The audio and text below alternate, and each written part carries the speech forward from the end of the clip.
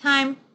Good morning, good afternoon, everybody. Today is June 30th, the Thursday at 5 p.m. GMT. We're having a webinar on Euro crosses trading strategy after Brexit. What is next for Forex? Thank you so much for joining.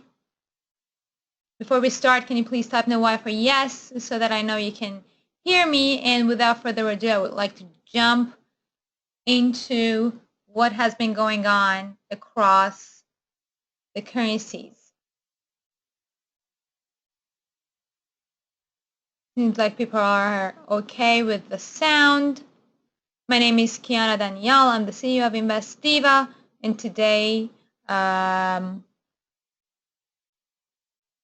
going to have an exciting webinar. We're going to do some trading, potentially some technical analysis on various euro crosses and any other currency pair of your choice. Please definitely have a notepad next to you so that you can take notes. Please interact. This is a live webinar, except for those of you who are watching this later on recorded. But if you have any questions, please go ahead and ask during the webinar so that I can hopefully go ahead and answer it. Welcome everyone. Welcome Kareem, Keith, Melissa, Mohammed, and we have more people joining us. Again, for another time, I'm going to do a sound test. Can everybody hear me?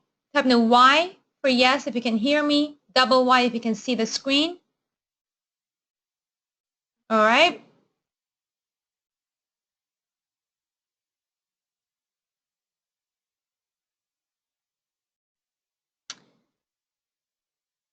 Let's start. In today's agenda, before we get into the webinar, I do want to share with you this high-risk investment risk.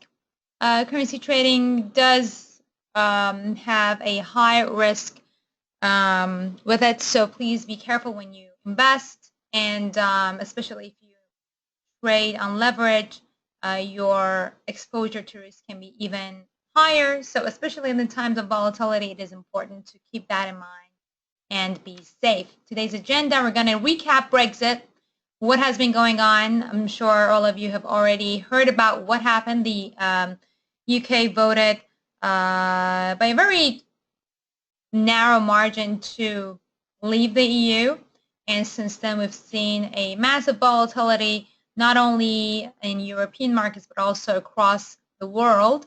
So we're going to first go through the fundamentals, what the Brexit means for the UK, what it means for the Eurozone, what it means for the US, and what's coming up, basically what we should be keeping an eye on. And with that, we're going to go and jump on Euro crosses trading strategies. So we're going to talk about Euro dollar, obviously Euro pound, and I will also do some sort of I'm going to doing technical analysis on Euro yen, Euro cat, and if we have time, Euro Swissy. So this has been a very big disappointment for many people. The vote came out earlier on Friday last week. It's been almost a week now that we know the EU is going to be torn apart, basically. And well, the first reaction was obviously the pound dropped massively on the news together with euro, but the euro remains stronger versus the pound.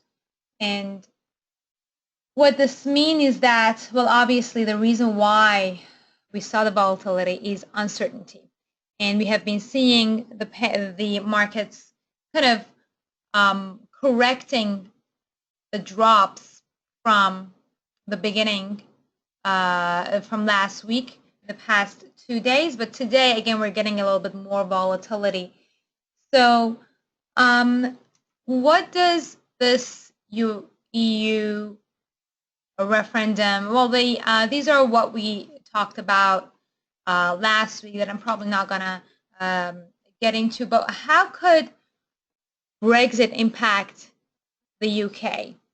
So there are different scenarios on this. The nastiest thing on it has been the fact that a lot of the Leave campaign leaders have been backing down on what they promised to the public during the campaigning time before the referendum, and that has been getting a lot of people angry over false advertising before Brexit. A lot of people didn't even know what a Brexit mean, what the EU mean. Apparently, right after the vote results were out on Google, the search for what is the EU surged in the UK, which just shows how ignorant a lot of people were when they were doing the voting. And so there is a petition going on around the UK requesting a redo for the referendum, but it is unlikely that it will go through because, well, they never, when David Cameron went ahead and suggested the referendum, they never promised this to be a test referendum. This is it. This was the only time, and now they just have to go ahead and go ahead with it, even though the economic damages seem to be pretty inevitable for the UK itself. So right now, actually, the breaking news came out, and Bank of England, Mark Carney, said that growth will slow in the coming months and that further cuts in interest rates and other measures will be needed, even as he said that he is confident in the UK ability to successfully adapt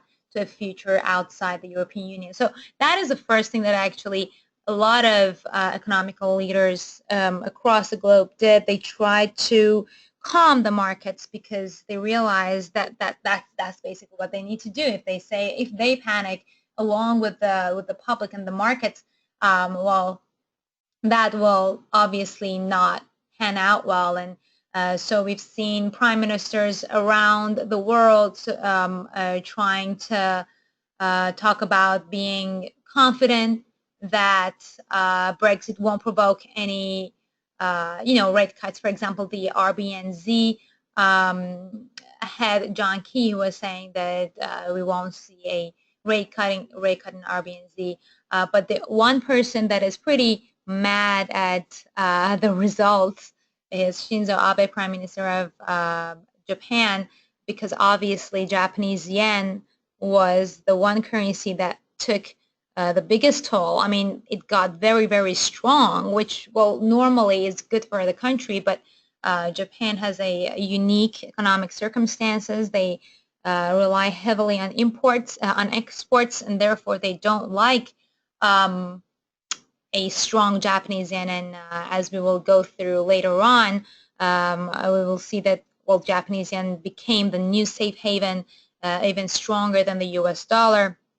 And so Shinzo Abe needs to, he is obviously trying to do something about it, and they've been preparing the news wires with warnings against the yen's recent strength and overall market volatility. And so, yeah, they're basically really unhappy with the recent volatility, and they'll be watching the markets closely. The one problem with that is that they have been trying to intervene the market about 19 times, and all of them have failed. So there could be a possibility that there is nothing that can be done about it from Japan's point of view. The rest of the market have basically been mostly silent because they don't want to add to the volatility. Janet Yellen from the Fed have been, she canceled some of her meetings this week, and Mario Draghi, I believe he also canceled it. I don't know if he went ahead and spoke this morning, but he canceled some of his meetings before as well. And that basically kind of makes sense because they don't want to add to the volatility. So one other thing that has happened in the UK is that, well, the Bank of England credit rating just downgraded from AA plus to AA minus, I believe, and that was another big shock for the the pound, and today we saw it actually dropping again, erasing all the advances that it made yesterday.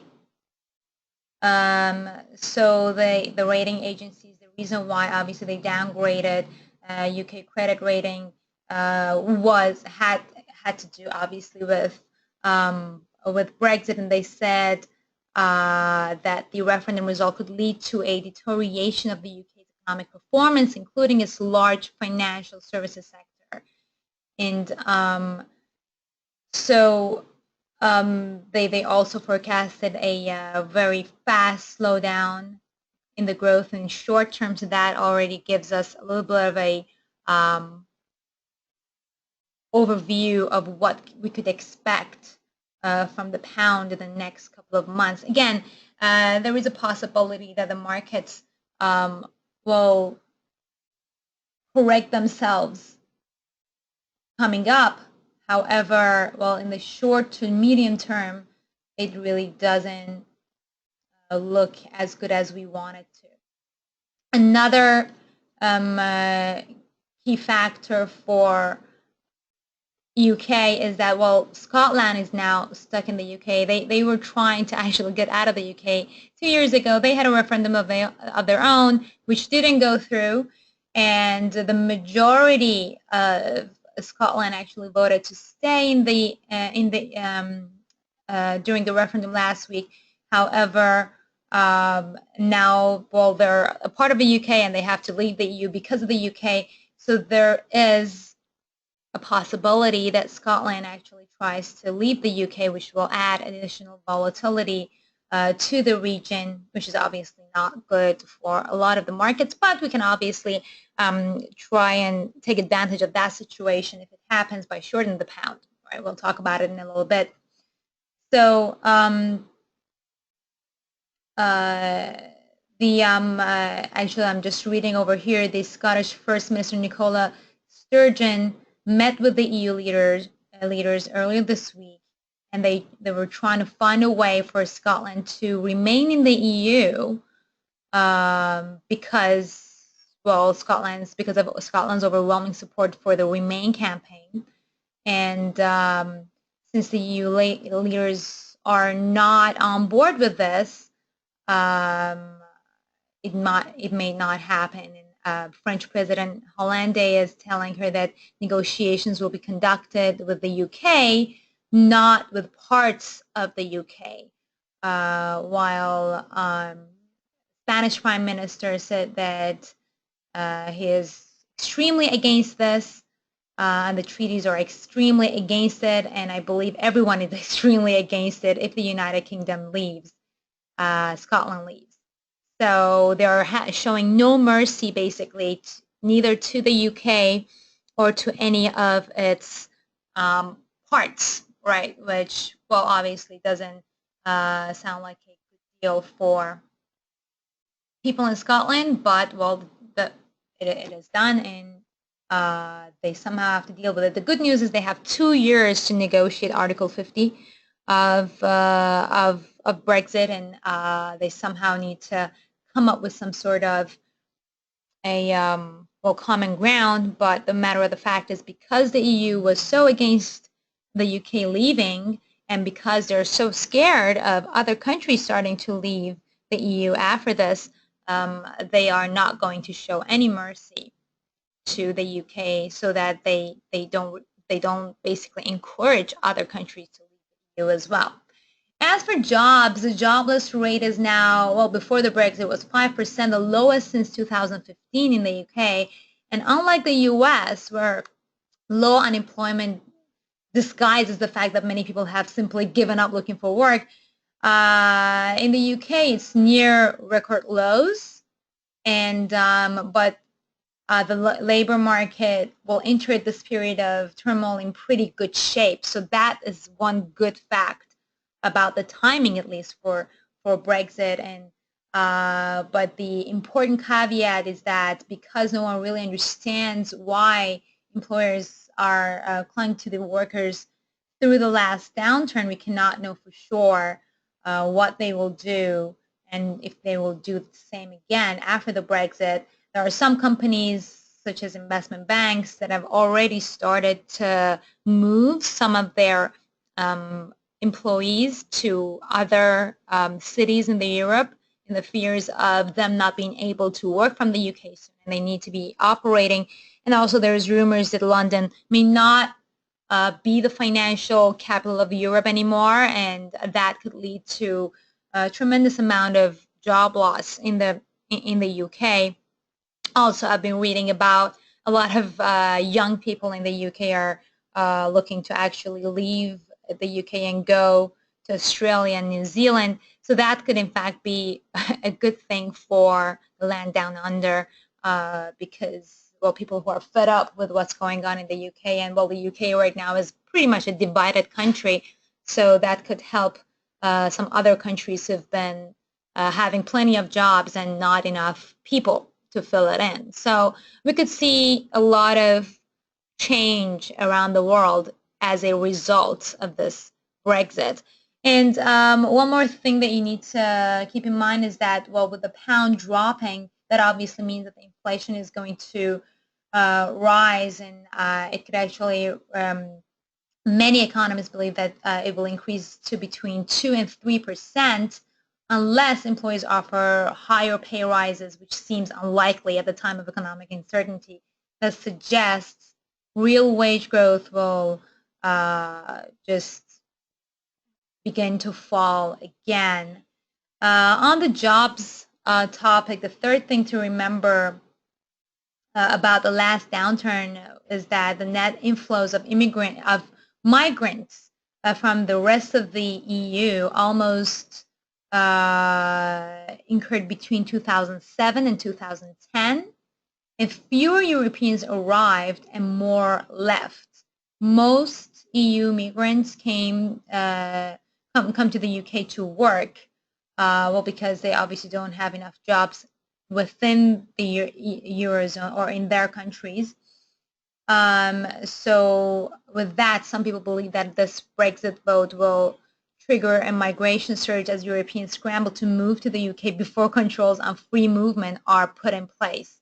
So as I said before, though, I'm not so sure about this. If the economy starts to suffer and the pound remains weak, it will be a less attractive destination for immigration and immigrant workers. So that could potentially create some jobs in the euro. Again, we don't know about these. These are all the uncertainties that are on the minds of the markets.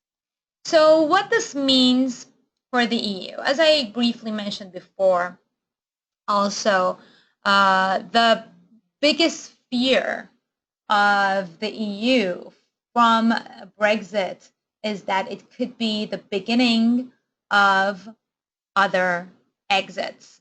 So the rumor is that France, Italy, the Netherlands, Austria, Denmark, Sweden, Finland, and Hungary could also call it quits now that the UK is not a part of the EU anymore.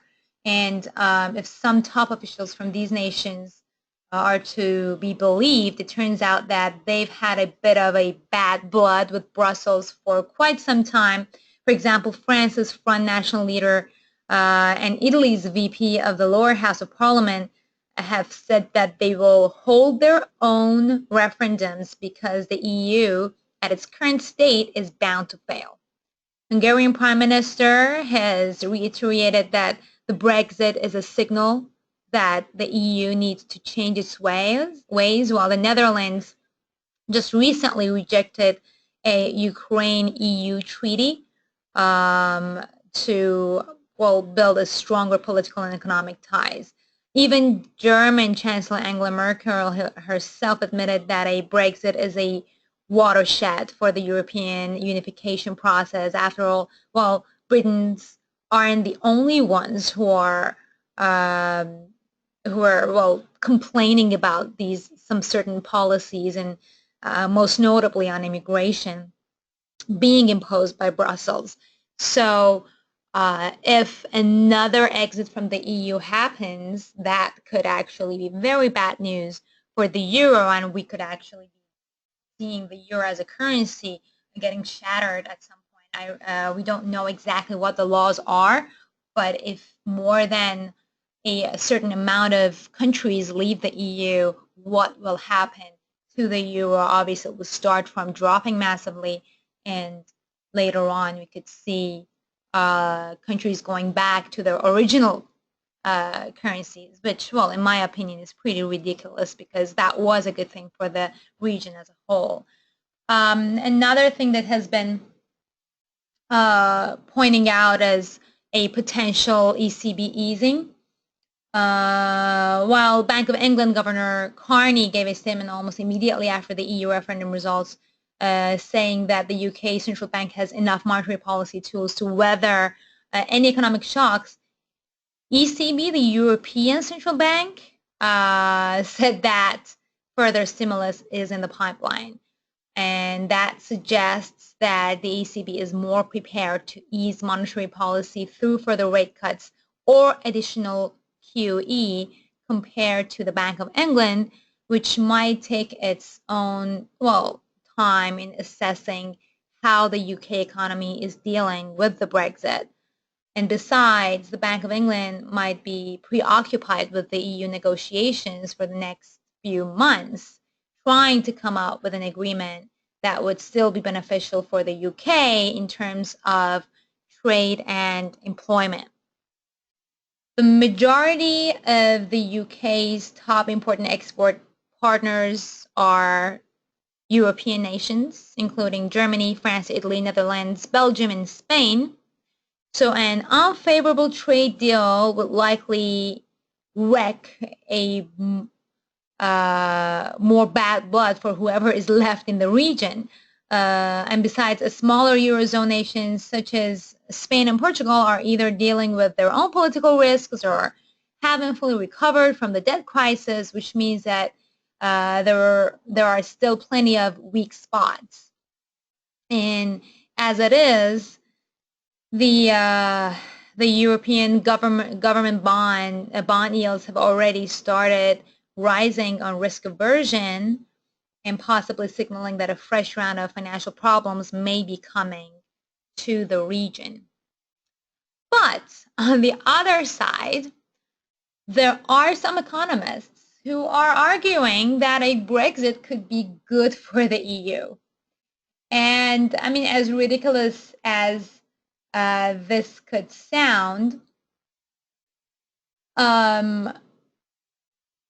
they basically are saying that, well, let's look at the Remain camp of the UK. What were their reasoning for wanting to stay in the EU? Well, they wanted a better trade deals, and they wanted the European cooperation. And in other cases, they may have decided to invest more powers at European level if this strengthens the democratic nature and increases the power versus the corporate lobby.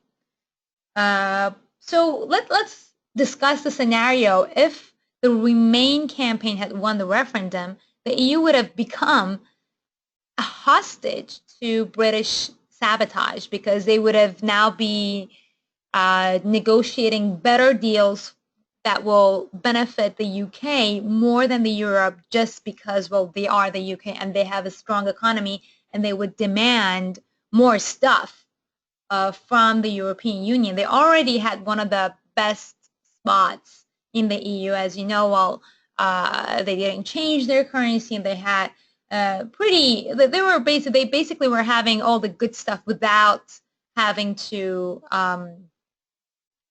get really involved with the European, with the ECB or the Eurozone. And future British Prime Minister would veto any fundamental changes involving the transfer of sovereignty, arguing correctly that their people had voted only for the current setup of the EU, and Britain would continue to demand even more opt-outs and concessions, playing to the fantasy that a membership is a British favor to the rest of Europe. And so that's why some analysts are actually saying this might not actually be that bad for the Eurozone, but what that would mean for the economy, that's still slightly different. But in terms of negotiations, well, there potentially are some upsides. So I mean, for sure, from a human point of view, well, now the UK is um, left with a lot of bad blood among, well, the rest of the world for creating this turmoil. And people are supposed to be friendlier now to the Eurozone because of the sympathy of the UK leaving them. So there are some potential upsides to that. So because I'm going to also do an analysis on euro dollar, it is important that we take a look at the US as well. So what does the Brexit mean for Americans?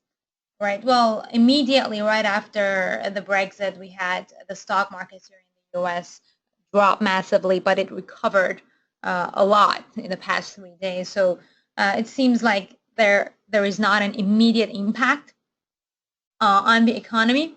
However, the economy could get hurt because the UK is the world's 5th largest economy and one of the United States' largest trading partners. So if the UK goes down, the Americans could get a little bit sick as well. And when the pound dropped to 30-year lows as a result of um, Brexit, it was no surprise that Wall Street also tumbled about 500 points right after that. Lots of American companies invest in the UK as a gateway to the rest of European markets. And companies like Rolls-Royce and JP Morgan warned before the EU referendum, before the vote, that leaving the EU would put those investments and jobs in the UK at risk. And so these big companies and banks may also want to move staff to Germany or France and avoid disruption to their EU businesses. And if you ask why that is risky for the US, there is a real fear that increased unemployment in the UK and all the uncertainty could push Britain into a recession, which could very well take American economy down with it. And because, well, obviously, any sort of volatility could affect the rest of the world as well. And one more thing to keep in mind is that both President Obama and Vice President Joe Biden said after the vote that a special bond between the U.S. and the U.K. will endure, but that they can't help but be some changes. Remember that back in April, Obama said a successful Brexit would move Britain to the back of the queue when it came to trade deals with the United States. And America is already trying to couple together a deal with what will be left of the EU now. If the UK wants to become partners with the US after they get out of the EU, they'll just have to wait. So that won't exactly make them feel as a warm and fuzzy inside. And another thing the US finds so special about the UK is being able to exert some influence on the EU through the UK's voice.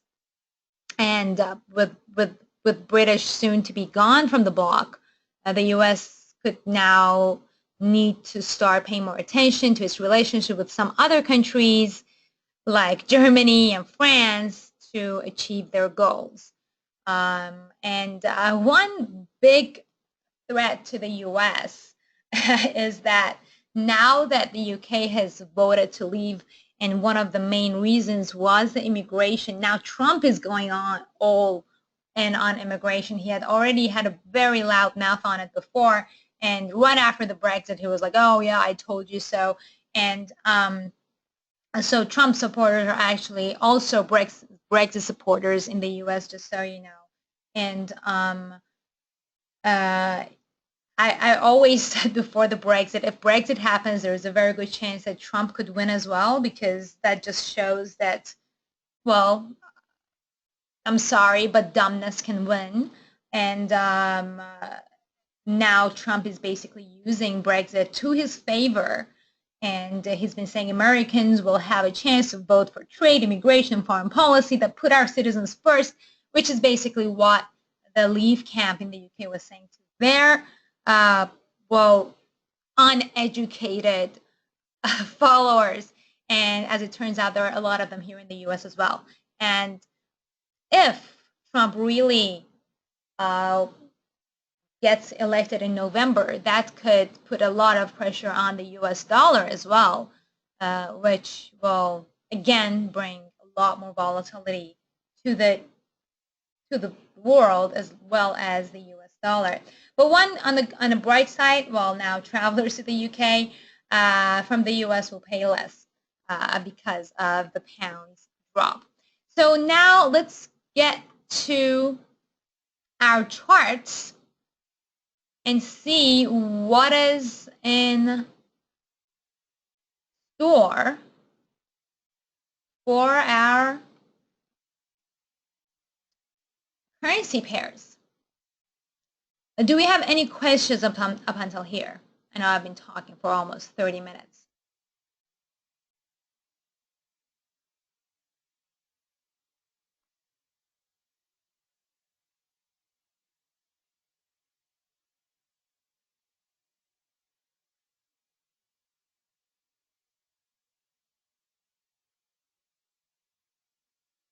It seems we're good with the questions.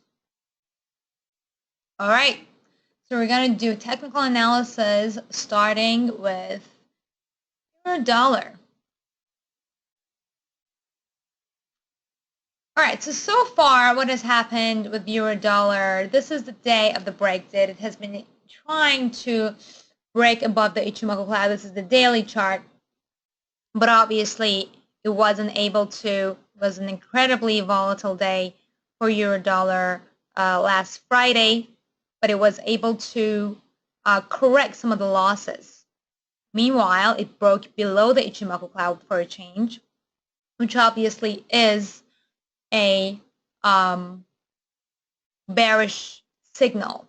And not only that, we have the lagging line also breaking below the Ichimoku cloud, which confirms this bearish signal. But what is going to happen to euro dollar, and what are the points that we have to keep in mind for it? So if you have joined me before in our previous webinars, you know that we've been seeing the euro dollar just basically ranging between, well, this 117 was a one-time shot, but mainly between 115 and 105. It has not been able to break below 105, right? And even though in the past year we've been kind of thinking that it might go below parity at some point, it was not able to break below this 105 level. And after the massive drops back in 2014, exactly 2 years ago that it started and went on until February, it kind of got stuck at this level, right? But at the monthly chart, we can see that the euro dollar has been, well, it didn't even quite reach this level back in 2008. And that was because the turmoil was in the US and the US dollar got incredibly weak, right? But now that the turmoil is in the Eurozone, and all this started when Greece was trying to exit the euro, and like all the uncertainty began here, right? And now we have the UK actually leaving. There is a potential that we see this pair completing this saucer top, reaching parity, right? And even going back down to the lows of 2000. Because as I said, this may not be immediate, because right now all the focus and most of the focus is on Great Britain. But if we see even talks of any other countries wanting to get out of the Eurozone, we could see incredible volatility with this pair reaching parity quite shortly after. And if any other countries does leave the Eurozone, that will basically take the plunge, and there will be the death of the euro somehow at the end of it. Right, but the opposite scenario is a great negotiation in the next 2 years from the European Union that incredibly benefits the Eurozone versus the UK and eliminates all the UK's benefits that they were receiving before from the Eurozone. So evidently it all comes down to the negotiations that the heads of the EU and the UK will be doing in the coming months. One thing that I forgot to mention is that we'll be having voting for a new prime minister in the UK by September 9th. They will have to elect a new prime minister because David Cameron already stepped down. So depending on who this new prime minister is going to be, was he supporting the Leave or was he not, that could also have an impact on the euro.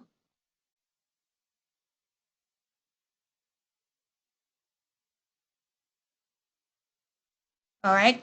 So the scenario so far for euro dollar, I do believe that at least on the daily chart, we have a stronger bearish signal right over here, and the potential of the pair reaching 105 once more, or a little bit above 105, let's say 106, in the near term is pretty high, as we saw today, kind of completely erase all the corrections from the previous 2 days. We're back to the levels of the day of the referendum. Last week we were talking about shorting the euro up around here. Actually, I did get out of my position right around here on that day, which was a good trade for me. While I did lose money on pound yen, never mind on that. However, I decided to get in here once again at 111, and we'll see if we can reach our target at 106. Obviously, we have to monitor the market sentiment very closely at the moment because nothing is certain, and that is basically the nature of uncertainty, that we can't take as much risk as we could before. So if you are in it for a euro trading, definitely try to be content with your leverage and don't go crazy on the leverage that you're taking. We have any questions? Oh, actually, I did want to show you this. So another key that we have over here that is a bearish signal, the euro dollar was trading right inside this channel. Right? That actually, okay, I should have started this from here. Right? Very clean-cut, beautiful channel that started back in February. It has been zigzagging up and down of it, but we also not only had the break below the Ichimoku, we also had the break below this channel, and so this was a very strong resistance level that we just broke below it. It's not able to go above it, and 111 has been at our pivot point as it centers along the Ichimoku cloud. So with that, our targets are going to be, well, the first target is right here at 108. Paint it purple.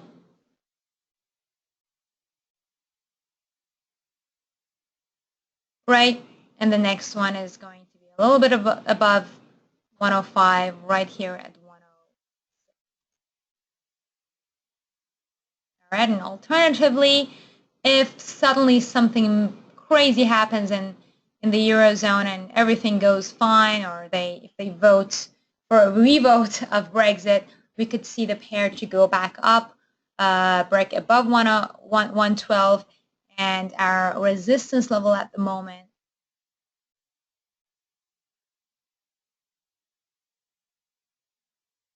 is right here at 115. That is the first one.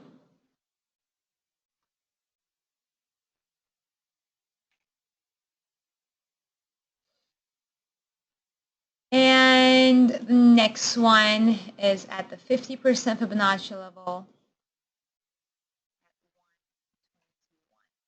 which, well, the pair has not been in this level for the longest time, so the chances of it getting back to this level is pretty low at the moment. All right.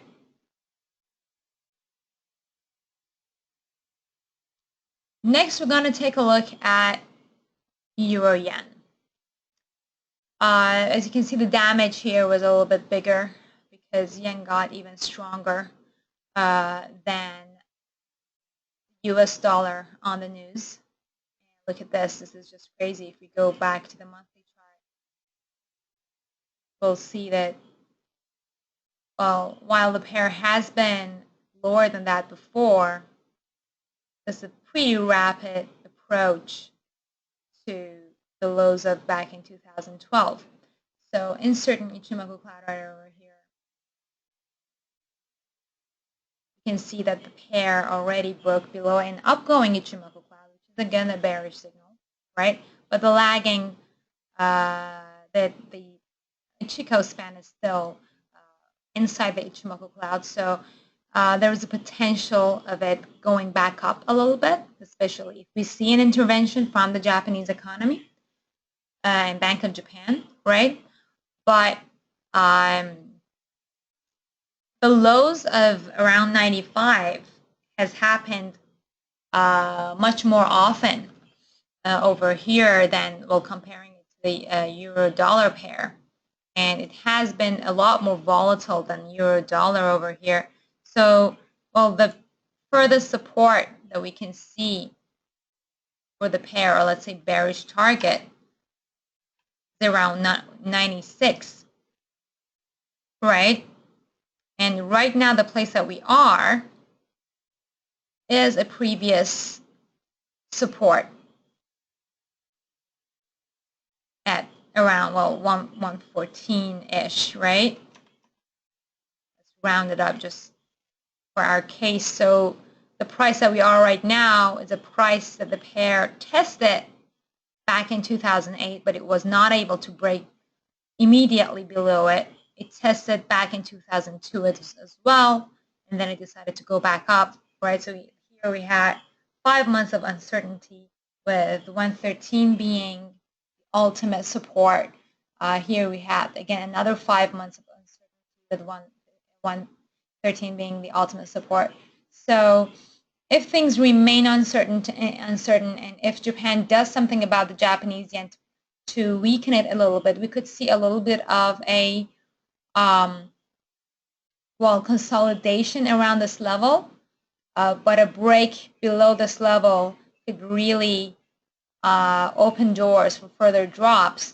And the first target, let me actually do it through Ichimoku cloud, through Fibonacci as well.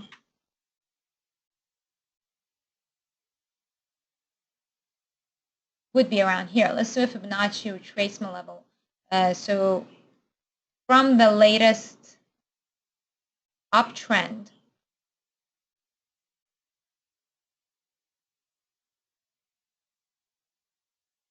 these are the levels. So it's pretty close to what I actually chose previously. We can see that. Yep. From the shadow to shadow, we'll move it up a little bit, right? So, yep, here is basically the zone of our first bearish target. So I was a little bit off. Fibonacci helps us to have a better understanding of the levels. And you see the Fibonacci really.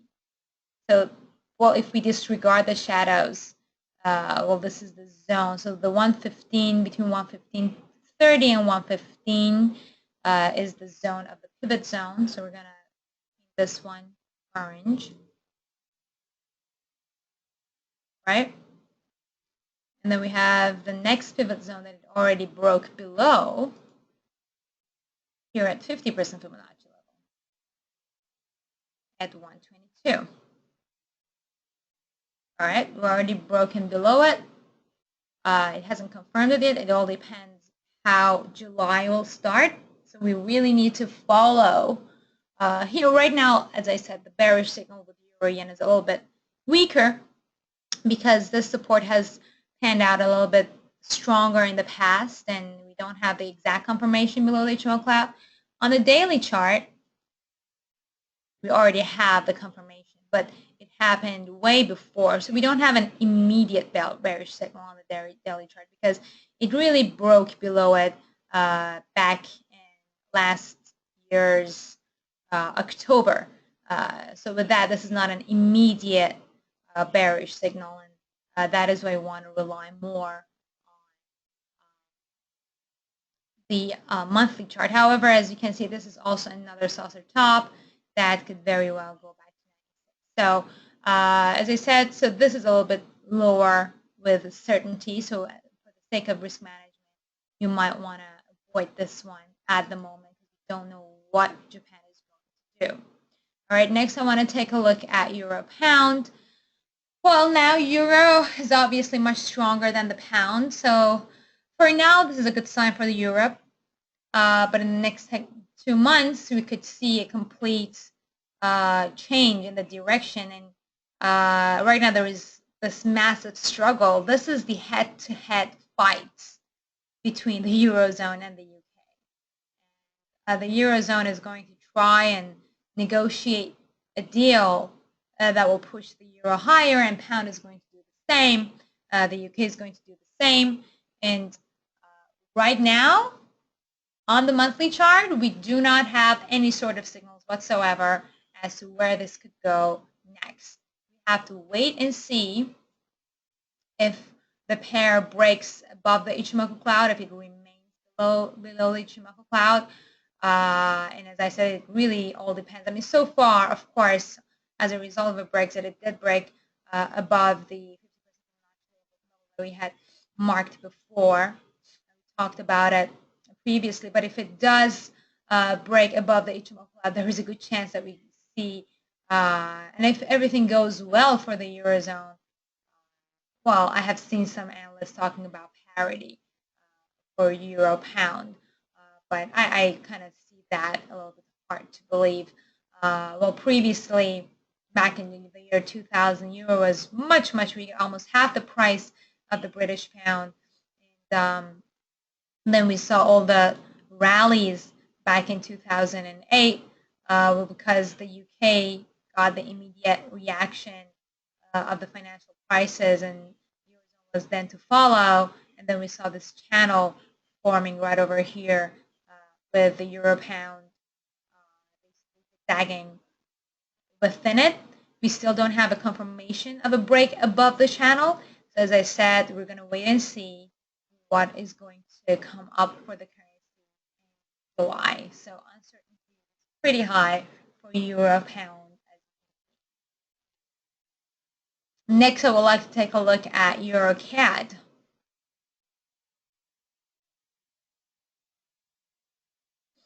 This is the 4-hour chart that I don't really want to take a look at. Let's start with the monthly chart. Looking at the macro, right? Look at that. That was a massive amount of volatility back in January. Well, that had to do with oil. So Canadian dollar was going through its own struggles, right? So here is an interesting chart, right? EuroCAD has basically been consolidating. It has been zigzagging all the way through from back in 1999, and there is not a definite channel that we can talk about. There is not a definite box that we can talk about. It's been just going up and down with the HMO. So when it comes to technical analysis, it's very important to pay attention to the habits of the currency pair, right? So every time that the pair has broken above the Ichimoku cloud. It has formed a triple top or head and shoulder, fall down, broken below the Ichimoku cloud, formed a double top bottom. Again, here we have another head and shoulder, broke below the Ichimoku cloud, sort of a head and double bottom right over here. We'll ascend a descending double bottom over here. Again, tried breaking above the Ichimoku cloud, and now we're seeing this new potential head and shoulder wanting to, if it goes as it went back in 2008, right? So EUR broke above the Ichimoku cloud. We had a head and shoulder here.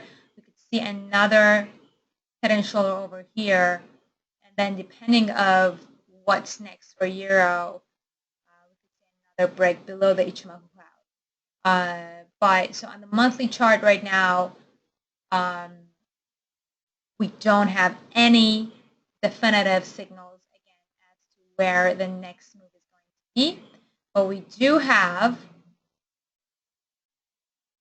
the levels that we want to keep an eye on. I'm going to go from shadow to shadow.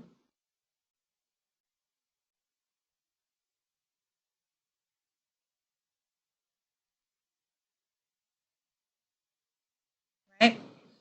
We can see that the level that the pair is testing at the moment not only is the upper band of Ichimoku, it's also the 38% Fibonacci.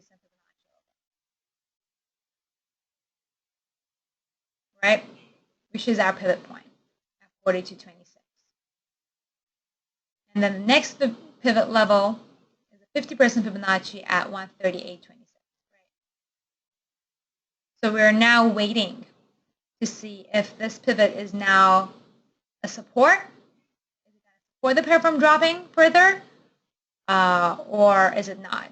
When it falls between the pivot zone and the Ichimoku cloud, we have to wait a little bit longer to see where the pair is going to. So the chances are this could act as a support. You can see a little bit of a, if the pair acts as the same way as it did before, back in 2008 and back in 2004, you see a triple top forming right over here and then a drop. Or we could say that this is the beginning of a double top, a longer term double top right over here. Right? You see this? So we could say that the neckline actually is the 61% Fibonacci.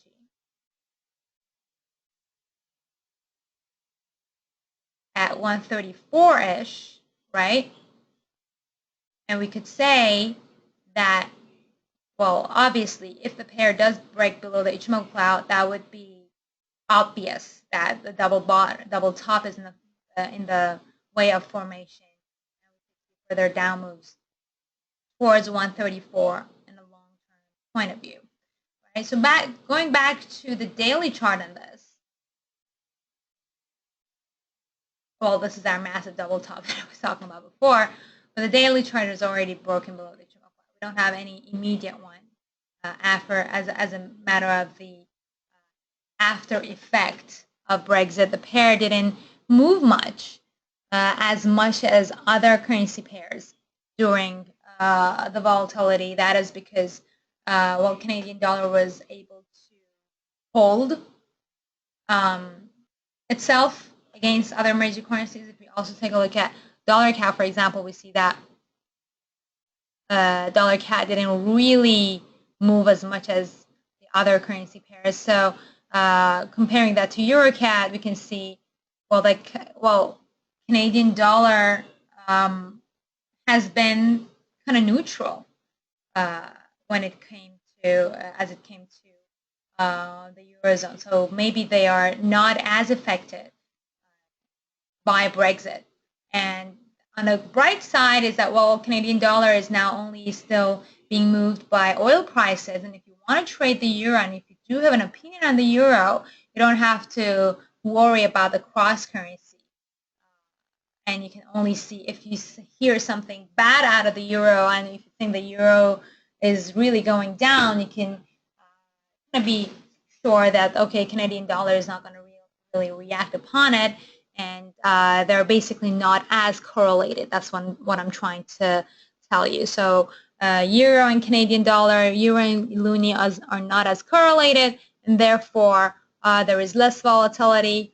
So I would wait for a long-term trade, wait for a break below the HMO cloud. And at the short term, we already have a, well, let's say a week time in the short and the daily time frame. We have the bearish signal right over here. We had a doji candlestick here, right, and followed by a bearish engulfing, and the pair is already under pressure, right? And so I mean, after this today, this morning would have been a good time to get into a bearish position with euro CAD. But I mean, still the potential of euro CAD reaching 142 for a short-term trade is pretty high because, well, it very recently it actually reached this level, and right now the pair from a daily point of view is moving within a downward channel, right? So there are two support levels for EUR/CAD. We have this support level that is going down, and it will reach 142 at some point. So with patience, we could see the pair reaching 142. The possibility of that is pretty high. So going back to our presentation,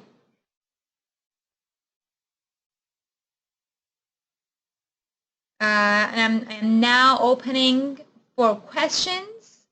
If you have any other questions, if you want to get our newsletter, definitely make sure that you go on investdiva.com.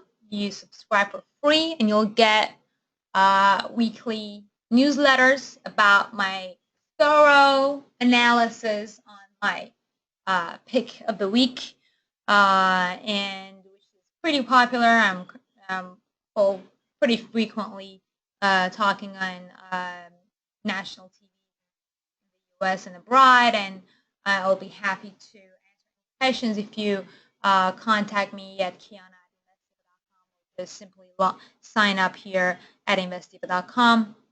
Also, if you're a beginner, definitely go ahead and check out my book. You can get it on Amazon. It's called Invest Diva's Guide to Making Money in Forex.